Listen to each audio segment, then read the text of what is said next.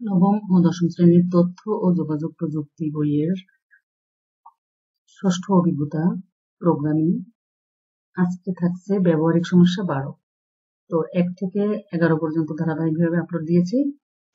1 থেকে 100 পর্যন্ত সংখ্যাগুলোর মধ্যে বিজোড় সংখ্যাগুলো বের করার একটা প্রোগ্রাম। 1 থেকে 100 পর্যন্ত বিজোড় সংখ্যা বের করা। তাহলে সমাধান নিচের প্রোগ্রাম কোড এরকমের, যে এগুলো হচ্ছে code for i in range 1 থেকে 101। তার মানে 1 থেকে 101 এর আগে 101 শো করবে না 100 পর্যন্ত। ইফ আই, এটা মডুলাস 2, তার মানে 2 দিয়ে ভাগ দিলে ভাগশেষ যা থাকে তাই। Print i. তাহলে প্রোগ্রামটি রান করলে এরকম ফলাফল দেখাবে আমাকে। তো দেখি এবার প্রোগ্রামটাকে, এটাকে আমি আগেও প্রিন্ট করে রেখেছি।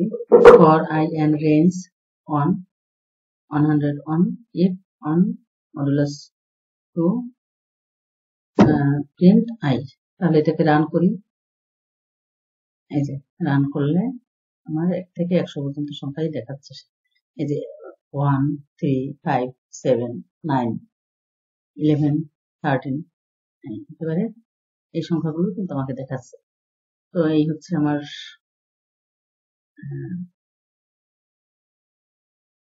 1 থেকে 100 পর্যন্ত বিজোড় সংখ্যার প্রোগ্রাম। তো পাইথনে এটা আবার কন্টেন্ট তৈরি করার ক্ষেত্রে ওই একই জিনিস।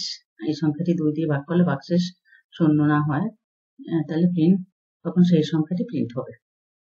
এটি একটু আরেকটু ওই কন্টেন্টটা দেওয়ার অর্থ সহজ ভাষায় একটু বুঝাই দেওয়া। এই প্রোগ্রামটাকে রান করার পরে যে পরিস্থিতি হয় সেটা আবার প্রিন্ট ছবি একটা, এই হচ্ছে বিষয়টা। আর আউটপুট 1 থেকে 99 পর্যন্ত। তো এই ছিল আমাদের ব্যবহারিক সমস্যা 12 এর কাজ। আগামী ভিডিও দেখার আমন্ত্রণ জানিয়ে সবাইকে শুভকামনা। আল্লাহ হাফেজ।